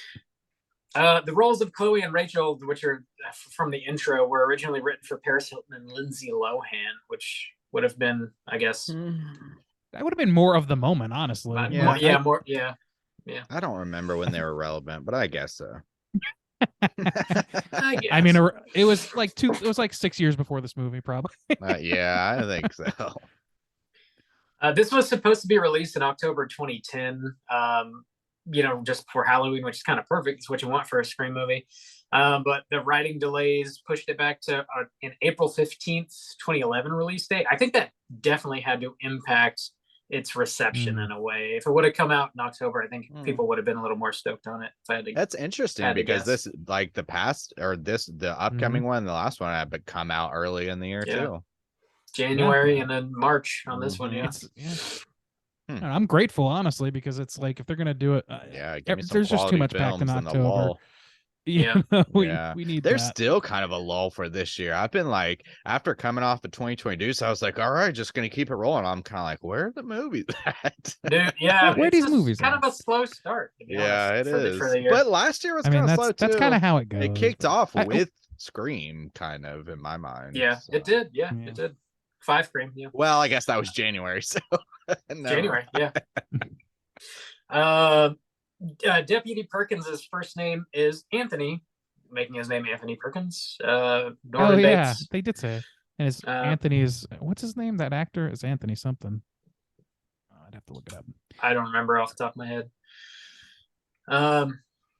What else we got? Apparently, Christina Ricci did a screen test for the role of Deputy Judy Hicks. Anthony Anderson. Anthony Anderson. Yeah, that's the name. Also, Aubrey Plaza was auditioning for Rebecca, which Alison Brie eventually played. So those are like some interesting alternate casts. I would have loved to have seen Christina Ricci, honestly. I would like to see her in this franchise, but not necessarily as Deputy Judy. Yeah. But I would definitely be down for her to be in this. Oh yeah, definitely. Like I love seeing Christina Ricci pretty much in anything. So put her in there. I mean, they didn't spare too many cameos in this. Obviously, with the intro alone, they squeezed in at least 2 big ones. Yeah. Yeah. And then probably a few that just weren't. I think Becky told me that one of those people at the beginning, like I think it was once we hit the third one, so it was like the real shit. I think the girl that got killed was from Pretty Little Liars or something. So there's probably pulling from pools I'm just not that familiar with too.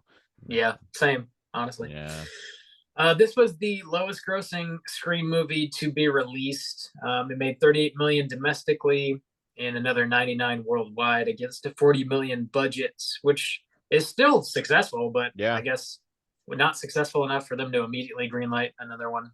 Well, coming off of that's 3 so Cream, weird. that's rough. Yeah. Yeah, that's a pretty easy bar to clear. Yeah.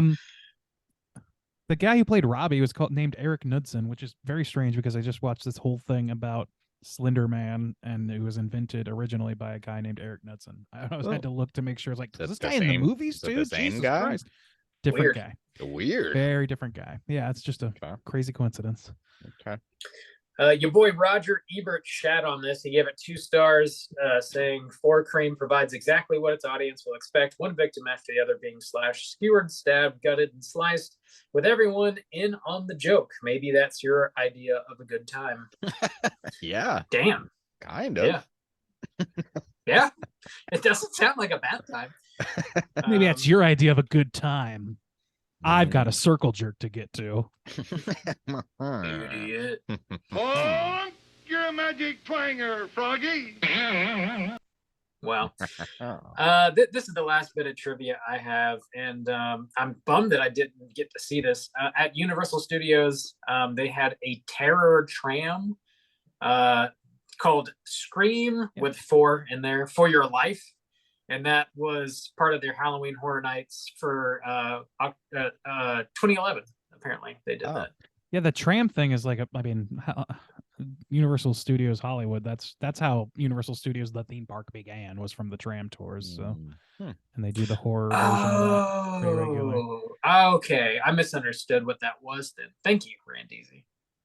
I thought it was like much more of like a haunted attraction and not just like a legit tram that you just ride around. And okay.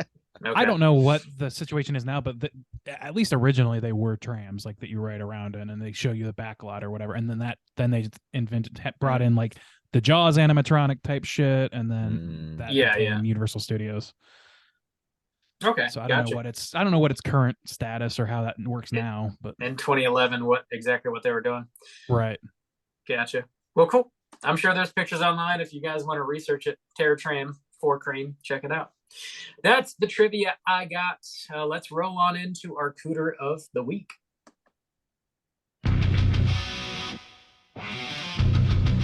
Straight chillin'. Cooter of the week.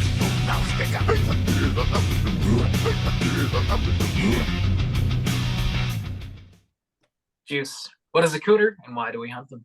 Oh, Cooter's a character type and a straight chillin' exclusive.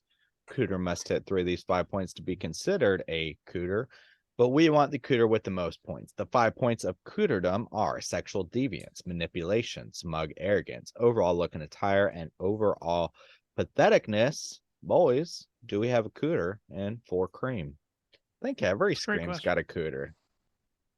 Yeah. I mean, Charlie Jill combo, I guess. Here. Yeah. I mean, the killers tend to be in that realm anyway. And Jill's got the arrogance out of the asshole. Oh, she does. All right, let's break her down. Let's break her down for parts. So she's got arrogance, check. She has manipulation for show. Super she check. betrays Charlie, and she's and really everyone, and her everybody. cousin and her mother. Yeah. So check on that. Looking at Tyre, she looks normal, playing the part. Yeah, normal on Sexual that one. deviancy. I don't think deviancy for her. Like the only thing you talk about sexually with her is her having her virginity taken by Trevor, and that being sort of just parallel to Sydney and Stu, or not Stu, Sydney and Skeet.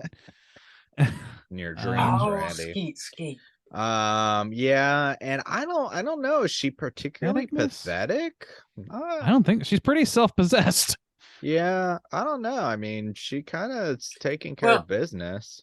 I will say, like, the idea of murdering your friends and family just so you can have fans is that's pathetic true. in and of itself. Boy, you just don't Like get it. Rob, you're not get really it. committed to this podcast, are you? I don't understand. I will. If you're not willing to kill for this podcast, I don't even someone for this understand cast, you. Bob. Come on. Come on. I'll do it every day. Whatever. Every day. I need fans. Yabos die tonight. Every day. All right. Yeah, I guess her kind of like whole ethos is pretty pathetic in the grand scheme of things, but that's the world we live in, you know.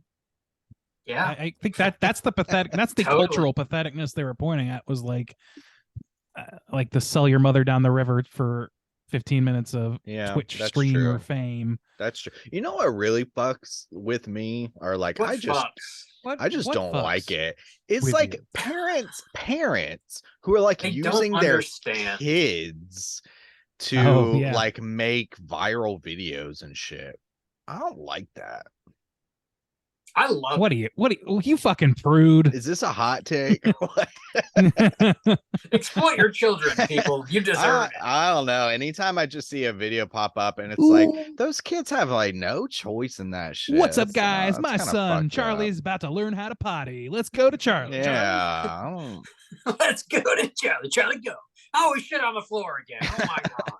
Yeah. We're gonna I don't prank know. our kids. Like, that's the shit I hate. Is like the fake, obviously fake. Yeah, pranks where with your like, kids oh, and we shit. gave them fake Christmas or something. They're like crying, and it's like on. We ate the whole turkey for Thanksgiving. Yeah. Oh no, mom and dad. It's like you're lying and manipulating your child so that you can post the video online and get it. and Love teaching to them to see do the it. same. So Love Yeah. it. What the fuck is wrong with you? Honestly, I don't know what fucking videos you guys are watching. I don't see any of this shit. Like, I don't usually, but like Whoa, it Bob, comes big across man your Bob field of over vision. there. This shit is very popular. Yeah, I mean, it's just anytime there's any kind of major holiday, like anytime Christmas, those things just like pop up, you know. And it's the same kind of people that like adopt a dog for the engagement, and then the dog just kind of disappears because they give it away or whatever once the Goddamn. engagement towards the dog ends. that's fucked It's up fucked shit. up. Oh yeah, how's It your is puppy fucked doing, Bob? Fantastic. He's the The best. huge- Got rid of it. He's gone. I got the Useless. fortune and the fame, and I threw him to the gutter. No, he's wonderful. He's the Cool. best. Cool. So yeah, okay. I don't know what we're talking about. Charlie. We're talking about So yeah, I So, think Jill hits manipulation. enough. Yeah. Charlie, he gets manipulation. He gets some smug arrogance. His patheticness comes when he's like, and now you just are giving me Yeah. some attention. Babe. Yep. Oh, babe. that's heavy duty incel bullshit. And Yeah. you know how I feel about that. He's love got some of the smug arrogance like around the festival and stuff. I feel like that, and he, you know, kind of like, oh, my film festival, or is that the other guy? I No, can't- that's the Robbie character. Oh, sort okay, of. never mind. Okay. He is kind of like I keep getting both of them mixed up, but when they do their little Q&A session with Sid, that's like kind of a Mhm. fucked up moment. Yeah, Yeah. exploiting her. For Yeah, they're just exploiting her and totally oblivious to what's going on. So I think I think his hits patheticness high makes up enough. for somewhat lighter anyway, smug arrogance and Yeah. manipulation. Everybody in this movie, their look and attire is pretty standard, so I'm just basically counting that out.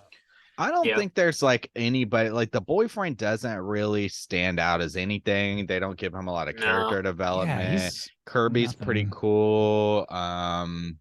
Maybe a little too cool, but that's kind of Yeah. normal. Like her and like I forget the girl's name in the new in Scream 5 that was filling the Randy role, but they're both like a little Oh, too yeah. cool about Yeah. it. True.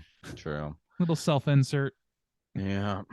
But yeah, I guess the killers, you know. Yeah. Nothing groundbreaking. I don't want to go here. through everybody. Yeah. Yeah. No, that's Now those let's are the look at ones. Sid. You know. No. Oh yeah. Charlie and Jill, we got them. Good Cooter double team. Lock 'em Kristen up. Bell. Put her on there. Cooter of the week. Sweet. I think we did it. Let's go ahead and kick our feet up and talk about what we've been watching this week. Hey, gang, what you been watching? Rand Deasy, what you been watching?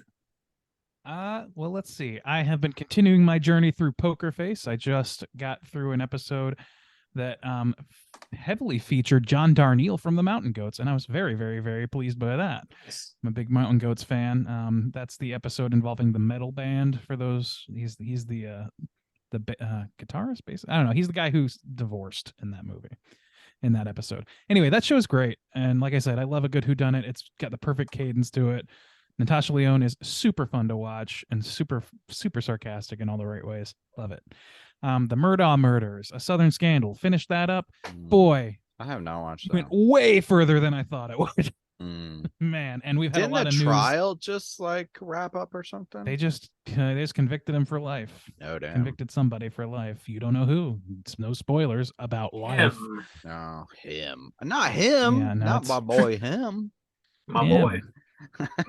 Yeah, that shit's really truly fucked up, and I don't think that I'm breaking any new ground by saying so. Yeah, I I I didn't know and still know anything outside of what I listened to on G Baby's podcast. Yeah, I didn't Same. know anything about this Yeah. until 2 weeks ago, maybe 3. It was Mhm. all news to me, but I rewatched Speed Racer, which I haven't seen in some time. Hell I yeah. really like that movie. That Yeah. movie's super fucking fun. It's hokey in all the right ways. It's got Mhm. a stellar performance by Christina Ricci, by John Goodman especially. Yeah.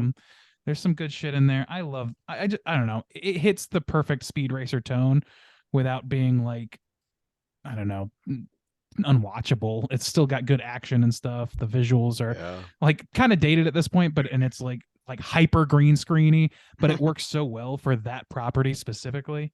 So I That don't know. might I be love one it. of the only like successful, good, retro cartoon brought to movie type. I haven't seen them all. It might obviously, be but- certainly for anime. It's a cursed genre for being adapted to live action. But this one, they do that thing where it's like Sky Captain in the World of Tomorrow, where just everything in it is green screen.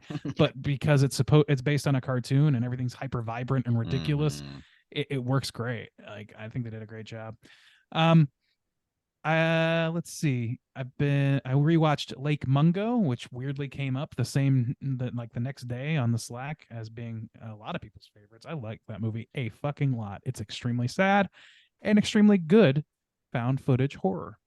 I watched All the President's Men, which I'd never seen, and it's really fucking good. Unsurprising, a seminal classic that pretty much defined the genre of like scrappy journalists speaking truth to power subgenre that exists out there. There's a lot of I don't know how to say it, a lot of tropes that came out of this movie that I didn't know came from this movie. The meeting a shadowy figure in a parking structure with a cigarette in his mouth, that sort of shit is directly from this fucking movie.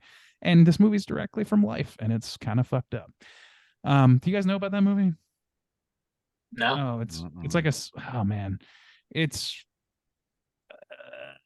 a fucking classic. It's an extremely well-known movie. It's about the Watergate scandal. It's Woodward and Bernstein's reporting on that, and their trials and tribulations getting that stuff to print, and basically taking down the Prez. Pretty interesting fucking story. Extremely well acted, and I kind of miss the soundtrack in that fucking thing is great. I don't know. I could go on and on. And last, I'll mention that I always mean to mention this because I do watch it pretty frequently. I know I brought it up before, but I've been watching the Found Footage Festival. Has a regular ongoing weekly show called VCR Party, where they screen found footage for each other. It's like a chat show. It's like a nicer version of Red Letter Media that's not about critiquing things. It's more about like finding ridiculous, silly things and celebrating them. I really like it. It's a lot of fucking fun.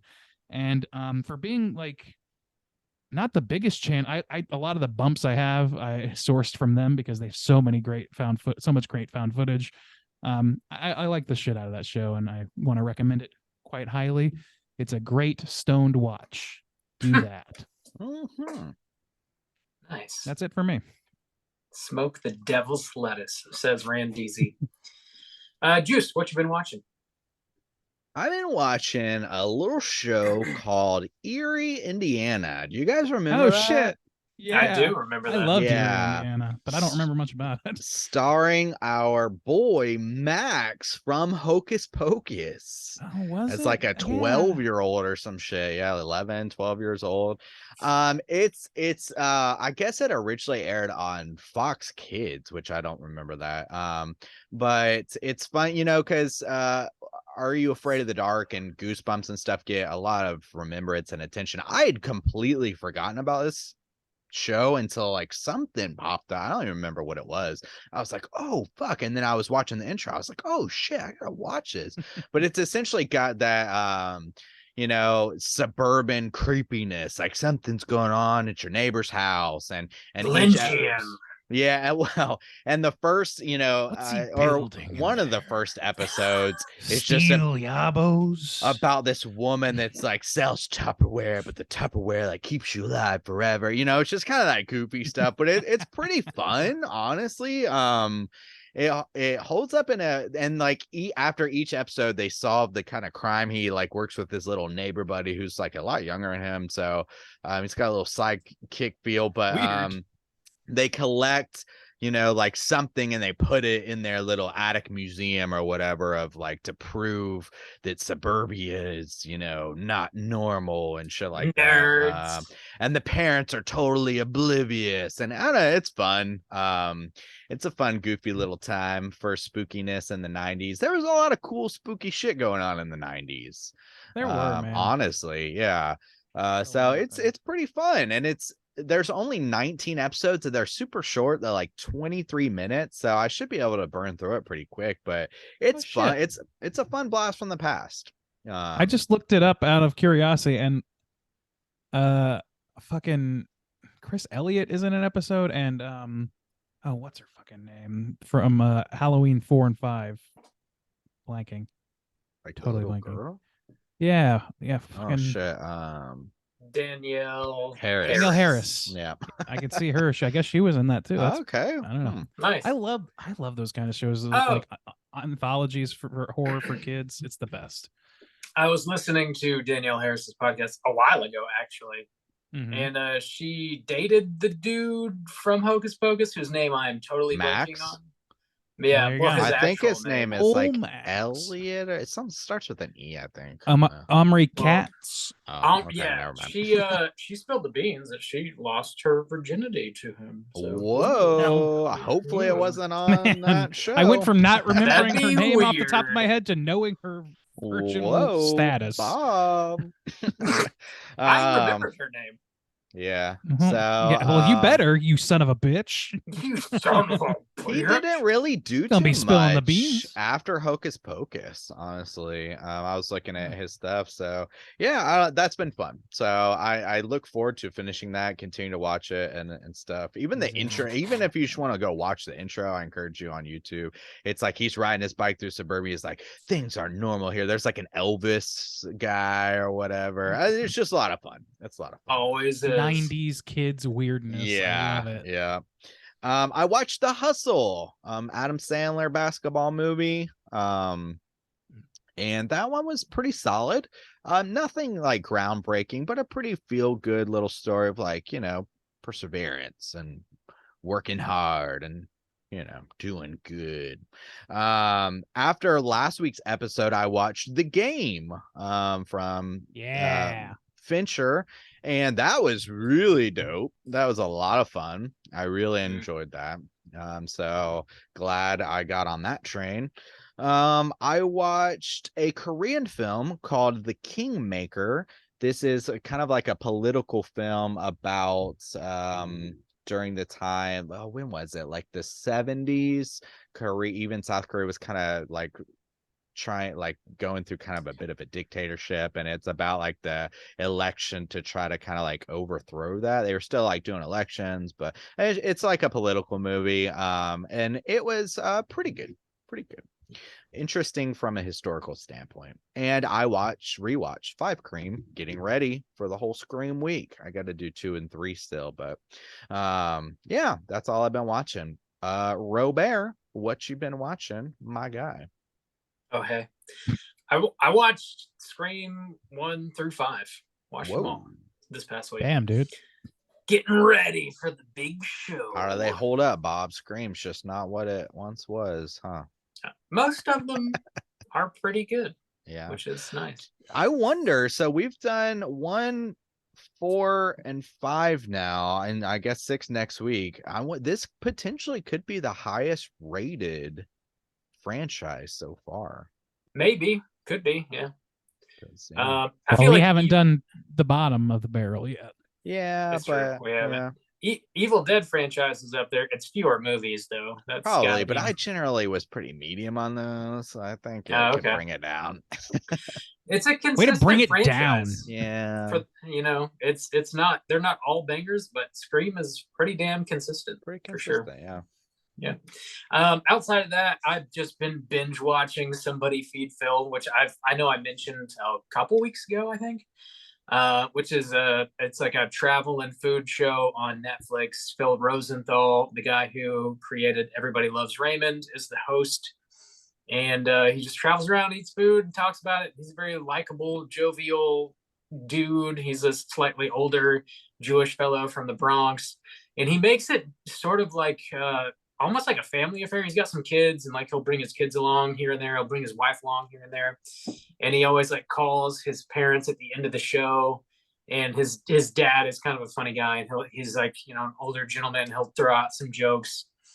And it's just like very wholesome and like light and enjoyable. And I don't know, it's like a feel good thing you can just throw on and anytime and watch him eat great shit and visit amazing cities. It also has like the best theme song I think I have maybe ever heard. Damn. Definitely in like recent memory, that's for sure. But like I've been singing it for weeks. What about It has been Bored to stuck Death? in my head for Bored weeks. to It's better than Bored to Death. But that's great too. That is great. About It's, True Detective? About Cowboy Bebop. Dude, Cowboy Bebop fucks. You can't really like. What about sing it Fresh very easily. Prince? It's of better. Bel It's Air? better than that. I prefer this to that, but that's also extremely fucking good. Okay, all right. Anyway, the theme song is written by a band called Lake Street Drive, which is that's a fantastic band. Check them out.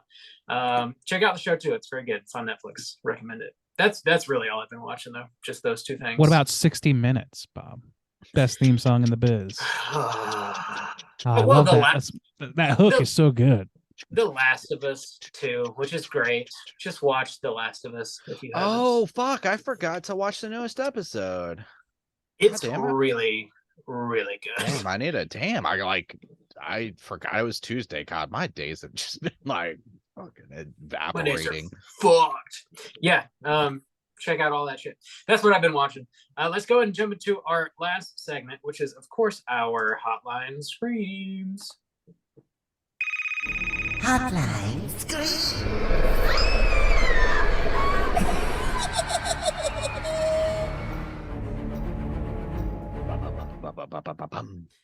If you are listening and would like to call in, leave a voicemail to be featured on next week's show, hit us up at 904-638-3231. We have no voicemails this week, and I can't believe nobody called in to say they wanted to eat popcorn out of our asshole buckets. Like, what is wrong with y'all? What? We did get a long ass motherfucking email from you, girl, the librarian. I see. Yeah. So I'm gonna summarize it. Yeah, well, context here. So we obviously recently reviewed Alien 3, and there were so many different script variations for that movie, and one of the scripts was fleshed out into a novel that I'm blanking on the name of it, but the librarian read it in like a fucking Alien day. 3. It's just called Alien 3. That's it. I think so. Tight. Yeah. Alien I'll look 3. it up. The librarian read that whole fucking book and then wrote us basically a book review, and we are not going to read the whole thing because it's very long. But William choose his- Gibson's Alien 3. William Gibson's Alien. So this is the Gibson pass on the script in book form. There you go. So just read some stuff. So the Read intro something. says, "Hello, gentlemen. So as promised, here's my review with spoilers of the screenplay turned book version of Alien Cube. To start, I give this a solid 1.75 stars, and I can't say I'd recommend it unless you're a diehard Alien franchise fan and want a story that takes place in the Alien universe. This is a long email, so I totally understand if you pick and choose parts to read. I swear I tried to edit it down, but there's just so much stupidity." So pretty much like then she like writes out a synopsis of this.